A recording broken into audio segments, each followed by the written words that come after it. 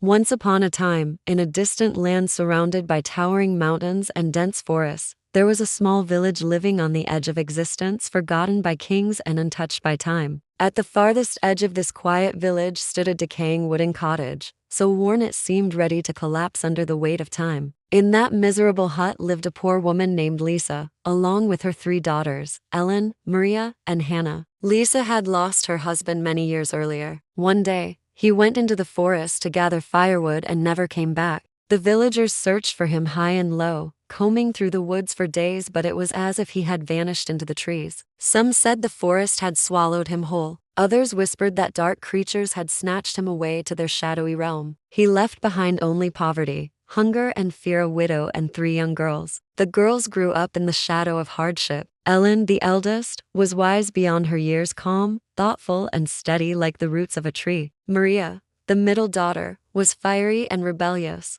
always chasing adventure no matter the cost. And Hannah, the youngest, was pure joy, innocent, cheerful, and seeing nothing in the world but laughter and play. The years passed slowly and heavily. The cottage barely shielded them from winter's chill or hunger's grip. Many nights, Lisa sat beside the flickering fire, her eyes filled with tears as she whispered, "How will I ever marry off my daughters? How can I protect their dignity when I have nothing to offer?" Then one stormy night, as wind screamed between the trees and rain lashed the creaking windows, Lisa heard a soft knock at the door. Her heart raced. Who could it be on such a night? She approached cautiously, opened the small window, and there stood a strange old man, tall, white-haired, with a long silver beard and a dark cloak that seemed to blend with the shadows. He leaned on a wooden staff, and his eyes glowed with a strange light, full of hidden knowledge and ancient power. In a deep voice he said, "My daughter, I have knocked on every door in this village, and none have answered. I carry with me a great trust. I must journey far and need someone to keep it safe. Will you help me?" Lisa hesitated, then answered shyly, "If I can, I will." "Come in, sir." The old man stepped forward and placed a large clay jar at her feet. It was covered in strange symbols she had never seen before, etched deep into the surface, glowing faintly in the firelight. He looked her in the eye with intensity and said, "Whatever happens, do not open this jar. I warn you, do not approach it. Do not touch it. If you do, the price will be heavy." Then he reached into his robe and pulled out a small pouch of silver coins. He handed it to her and said, "Use this for yourself and your daughters. When I return in 3 months' time, I will reward you richly. But remember, do not open the jar." And with that, he disappeared into the storm. Lisa closed the door behind him, her heart pounding with both fear and hope. She hid the jar in the dark cellar beneath the cottage, where the firelight could not reach it. Then she returned to her daughters. Thanks to the coins, she bought food and simple clothes. Life improved slightly. Laughter returned to the house, if only briefly. But the money soon ran out, and the jar remained in the dark, glowing faintly, like it was calling out to anyone who dared come close. Maria, unable to contain her curiosity, stared at it and said to her sisters, "What do you think is inside? Gold? Jewels? Rare food?" Ellen snapped sharply, "No, Maria. The old man warned us we must not touch it." But little Hannah giggled and said with innocent mischief, "No one will know if we just take a little peek. Just a tiny taste." Unable to resist, Maria stepped forward and pushed open the lid. Immediately, a strange golden light spilled into the cellar, and a sweet aroma filled the air, rich and enchanting. Inside the jar was a golden liquid that sparkled like molten treasure. Maria dipped her finger into it, tasted it, and smiled. "It's sweeter than any honey in the world." Hannah followed her, laughing joyfully. Ellen stood frozen, tears in her eyes. "Stop, please, you'll bring a curse on us." But they ignored her. From that night on, Maria and Hannah crept into the cellar each day, stealing more of the golden liquid. As weeks passed, the 2 girls began to change. They grew astonishingly beautiful. Their hair shimmered like spun gold. Their skin glowed with a strange light. Their eyes sparkled as if lit from within. Ellen, meanwhile, remained the same, tired, pale, and quiet, bearing the weight of the secret alone. Lisa began to notice the strange transformation in her daughters,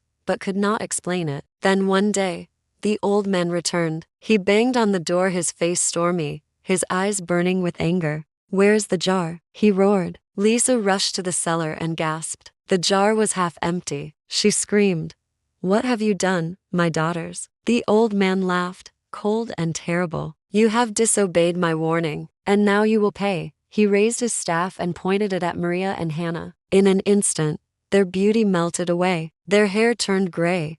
Their faces sagged with age. They hunched over in pain, weeping. Lisa fell to the floor, sobbing. Then the man struck his staff to the earth and a black portal opened like a gaping maw. Without another word, he cast all three daughters into it. When they opened their eyes, they found themselves in a terrible place, a castle of darkness. Black walls rose around them, covered in iron gates and crawling shadows. Cobwebs draped from the ceilings, and cold wind howled through the halls. At the end of the throne room sat a monstrous being, a ghoul, half beautiful, half hideous. One side of her face was like a queen's, the other was twisted and monstrous. She locked Maria and Hannah in a cold, dark cell and forced Ellen to become her servant. Ellen's heart was filled with sorrow and fear. But then, one strange night, everything changed. As she laid down a tray of food in a shadowed corridor, she saw a black cat sitting silently, its emerald eyes fixed on her. She knelt beside it and it spoke. "Do not fear,"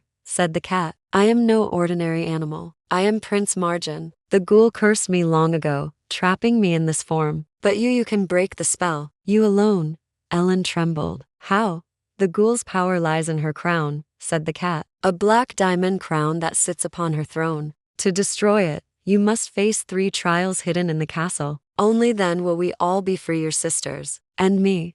Ellen nodded. Her heart was brave. And so began her journey through the cursed castle. The first trial. The room of shadows, dark spirits swirled, whispering horrors, showing her terrifying illusions. Screaming faces reached from the walls. But the cat whispered, "Ignore them. They are not real." Ellen closed her eyes and walked forward step by step until the darkness vanished. The second trial. The twisting passage along narrow corridor whispered her father's voice, "Ellen, help me, come to me." Tears welled in her eyes, but the cat placed a paw on her hand and said, "That's not your father. Do not be fooled." With a cry of courage, Ellen said, "I won't betray myself with lies." And the walls opened. The third trial.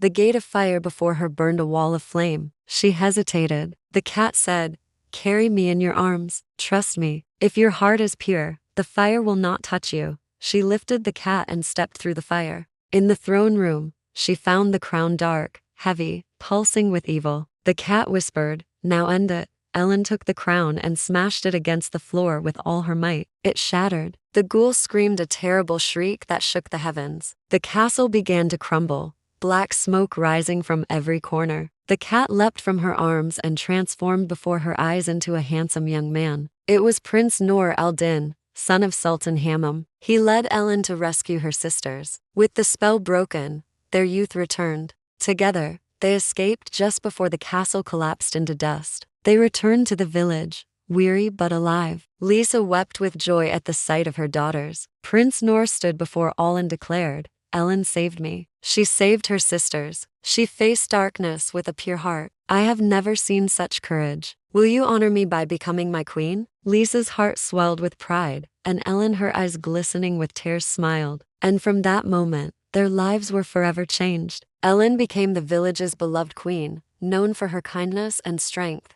Maria and Hannah, embracing their newfound freedom, embarked on adventures across the land. And Lisa, watching her daughters shine, knew their father would have been proud.